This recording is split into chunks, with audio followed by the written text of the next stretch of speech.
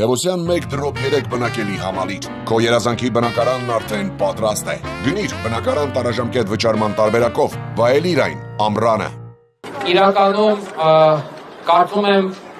առիթը եւ բովանդակությունը այս հավաքի այնպիսին է, որ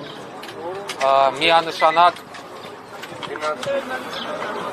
շատ ավելի մեծ մասնակցայնություն պետք է լիներ, բայց ամեն դեպքում եկեք արձանագրենք այն հանգամանքը, որ այսօր հավաքվել ենք Հայաստանի Հանրապետությունում Շվեյցարիայի համադաշնության դեսպանատան դիմաց, նախ եւ առաջ մեր շնորհակալությունը հղելու Շվեյցարիայի խորհրդարանի ստորին պալատի,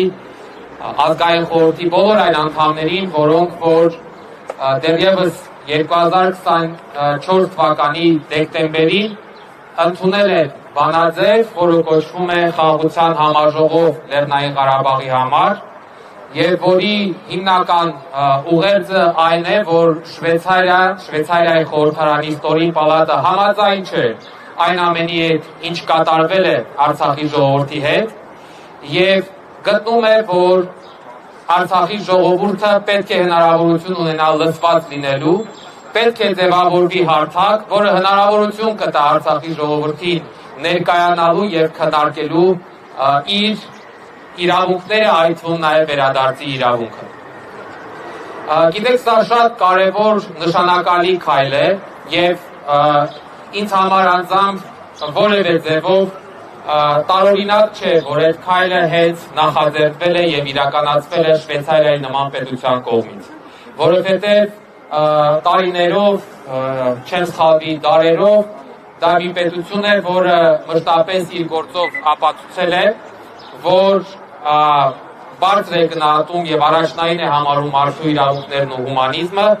եւ պատրաստ է շարունակել լինել այդ հարցում առաջամարտիկ պետություն։ Եվ որպեսզի շատ երկար նախապատմություն չտամ, ուզում եմ ուղղակի եւս մեկ անգամ հիշեցնել, որ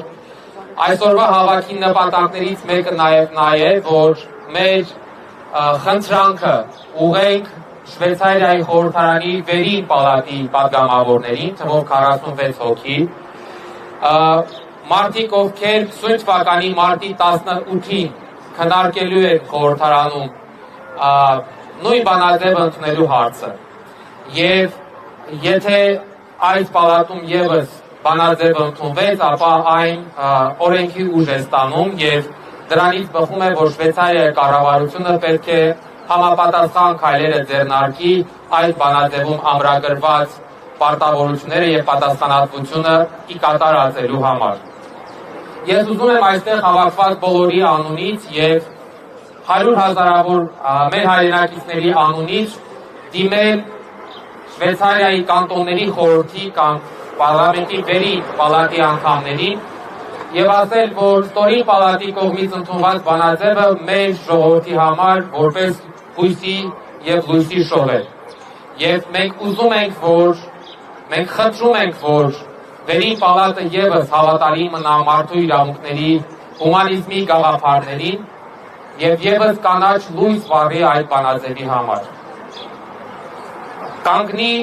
ինչպես ասում են, պատմության ճիշտ կողմում եւ իր քայլով եւս մեկ անգամ ապացուցի, որ Շվեյցարիայի նման պետությունը հարց չէ տեղի ունեցողի հետ, հարց չէ 150,000 անձանց բռնի տեղահանության, էթնիկ զտման, նրանց պատմական մշակութային ժառանգության ոչնչացման, նրանց հայրենազրկման հանգամանքի եւ իրավիճակի հետ։ Եվ ոչ միայն հարց չէ, այլ նաեւ պատրաստ է ստանձնել պատասխանատվություն այդ անձանց իրավունքները պաշտպանելու համար։ Մենք այսօր մեր հավաքի վերջում նաեւ նամակ ենք փոխանցելու, որը ուղղված է լինելու Շվեյցարիայի արտաքին գործերի նախարարին, որը ըստ էության եւս խնդրանք է պարունակում կառավարության դիրքորոշումը հօգուտ այդ բանաձևի արտահայտելու եւ հօգուտ մարդկանց խախտված իրավունքների վերականգնման արտահայտելու։ Ես ուզում եմ հիմա խոսքը փոխանցել Ալվարդին, այնուհետև խոսքը կտանք Արցախի Հանրապետության ազգային ժողովի նախագահի պարտականությունների կատարող պարոն Բաղունցին, որպեսզի հայերենով տեքստը ներկայացնի նամակի եւ ամենավերջում ես կարճ անգլերենով եւս կարճ ուղերձ կհղեմ շվեյցարացիներին, Շվեյցարիայի պատգամավորներին եւ այդպիսով կամփոփենք մեր հավաքը։